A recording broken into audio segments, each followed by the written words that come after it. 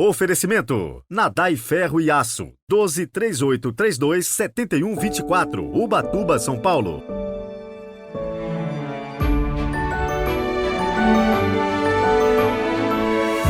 Sábado, 18 de novembro de 2023. Boas-vindas a todos vocês. Hoje a igreja celebra a dedicação das basílicas de São Pedro e São Paulo em Roma. Rezemos juntos.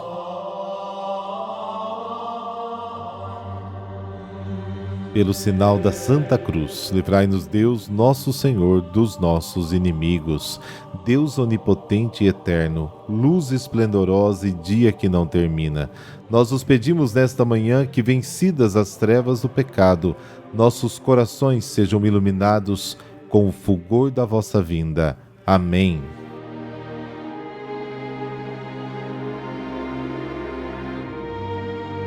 Lucas, capítulo 18, versículos de 1 a 8. O Senhor esteja convosco, Ele está no meio de nós. Proclamação do Evangelho de Jesus Cristo segundo Lucas. Glória a vós, Senhor. Naquele tempo, Jesus contou aos discípulos uma parábola para mostrar-lhes a necessidade de rezar sempre e nunca desistir, dizendo: Numa cidade havia um juiz que não temia Deus e não respeitava homem algum. Na mesma cidade havia uma viúva que vinha à procura do juiz pedindo: faze-me justiça contra o meu adversário. Durante muito tempo o juiz se recusou. Por fim, ele pensou: eu não temo a Deus e não respeito homem algum, mas essa viúva já me está aborrecendo. Vou fazer-lhe justiça, para que ela não venha a agredir-me. E o Senhor acrescentou: escutai o que diz esse juiz injusto. E Deus não fará justiça aos seus escolhidos, que dia e noite gritam por ele? Será que vai fazê-los esperar? Eu vos digo que Deus lhes fará justiça bem depressa. Mas o Filho do Homem, quando vier, será que ainda vai encontrar fé sobre esta terra? Palavra da salvação. Glória a vós, Senhor.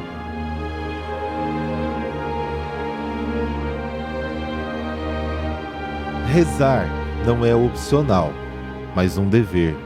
É preciso rezar sempre, sem se cansar.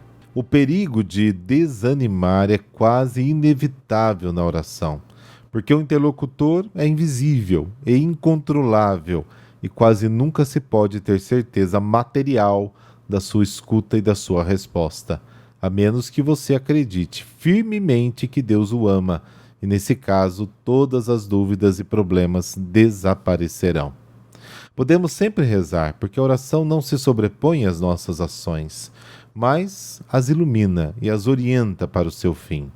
O coração pode e deve estar sempre atento a Deus, porque foi feito para Ele e porque o exige o maior dos mandamentos.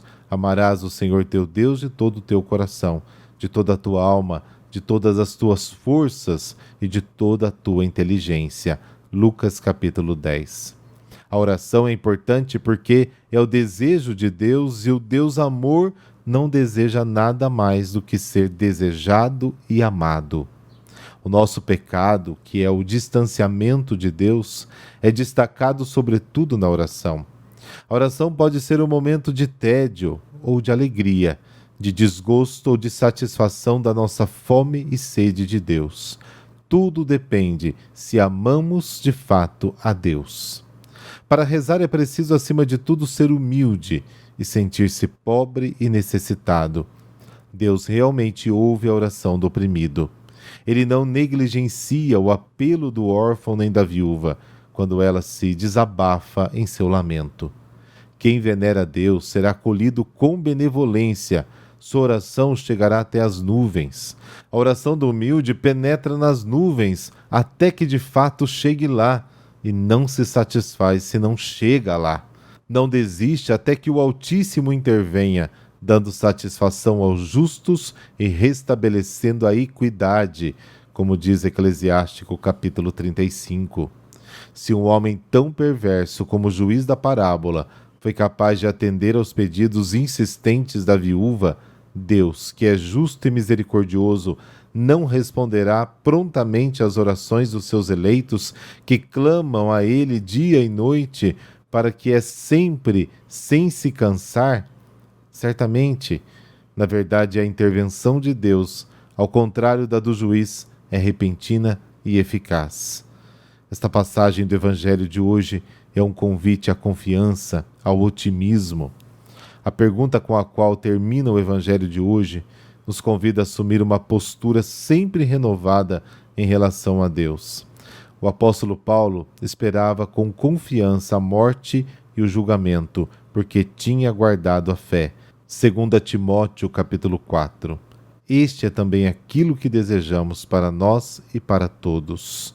Será de fato que ele vai encontrar na terra, no nosso coração, fé.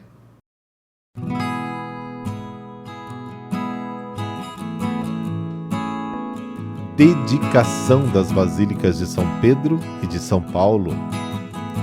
Celebra-se o aniversário de duas grandes basílicas pontificais, São Pedro, no Vaticano, e a do São Paulo, fora dos muros. Localizados em Roma, a dedicação da Basílica de São Pedro foi feita pelo Papa Silvestre, que governou a Igreja entre o ano 314 a 335. A Basílica de São Paulo foi dedicada pelo Papa Cirício, cujo pontificado ocorreu entre 384 a 399. Na cripta da Basílica de São Pedro de Roma descansam os seus restos mortais. Nesta celebração das belas basílicas, são ressaltadas a importância dos dois apóstolos, chamados as duas colunas da Igreja. Um foi o grande condutor e primeiro Papa da Igreja, o outro desbravou a evangelização e levou Cristo aos gentios. Celebrando esta memória, a Igreja deseja ressaltar a fraternidade entre os apóstolos e a unidade. São locais importantíssimos para o catolicismo por terem os corpos, ou seja, as relíquias dessas grandes personalidades. Essa data faz pensar que cada qual, em seu chamado, em seu papel fundamental dentro do contexto de Igreja, São Pedro e São Paulo, as duas colunas da Igreja, cada um de nós tem ali o seu papel, a sua função. No ano de 323, o imperador Constantino começou a construir a Basílica de São Pedro, a pedido da sua mãe Santa Helena, sobre o lugar da sepultura do apóstolo Pedro.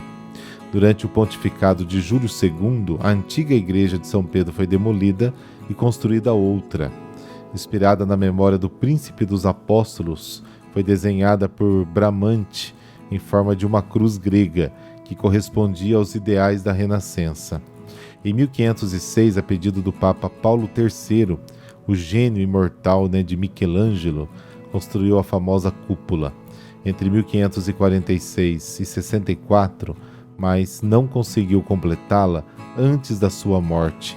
E em 1506, a pedido do Papa Paulo III, o gênio imortal de Michelangelo construiu a famosa cúpula entre 1546 e 64, mas não conseguiu completá-la antes da sua morte, que ocorreu em 1564. Carlos Maderno construiu a fachada e terminou a nave a pedido do Papa Paulo V, entre 1607 e 1614. Bernini levantou o grande baldaquino do altar-mor em 1623. Continuou a decoração interior e desenhou as colunas da Praça São Pedro. E aí, no dia 18 de novembro de 1626, o Papa Urbano VIII consagrou a basílica dedicada ao apóstolo São Pedro. A Basílica de São Pedro é a maior de todas as igrejas católicas do mundo. Foi construída sobre o túmulo do apóstolo Pedro e ocupa uma área de 23 mil metros quadrados e comporta mais de 60 mil pessoas. São Paulo foi enterrado provavelmente no lugar do seu suplício, em um cemitério comum dos cristãos, sobre o qual foi construída a basílica a ele dedicada. Ao longo dos séculos, houve um grande movimento de peregrinação à sua sepultura.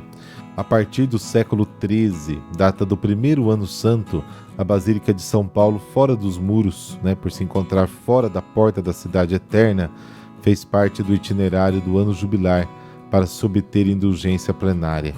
E além disso, contava com uma porta santa. Na entrada se encontra uma enorme estátua do evangelista Paulo. A estátua possui 131 metros de comprimento, 65 de largura e 29,7 de altura. Trata-se de uma construção imponente, a segunda em grandeza das 4 basílicas papais. A primeira é de São Pedro, a segunda de São Paulo e a seguir as outras 2, Santa Maria Maior e São João de Latrão, sede da Diocese de Roma. A atual Basílica de São Paulo, fora dos muros, é uma reconstrução do século XVIII, da antiga Basílica de Constantino. A Basílica, situada em um lugar que antes se encontrava fora dos muros da cidade de Roma, foi restaurada entre o ano 440 e 461 pelo Papa São Leão. No dia 15 de julho de 1823, um incêndio destruiu a Basílica Paulina, mas a sua reconstrução ficou bem mais formosa. Sob o altar-mor, uma placa de mármore indica o lugar onde o apóstolo Paulo foi sepultado.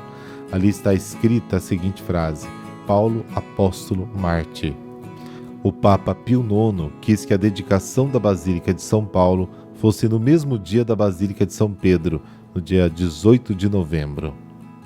Aos templos que recordam os 2 pilares da Igreja, pedimos aos santos apóstolos que inspirem e iluminem a Igreja neste tempo tão necessário à evangelização.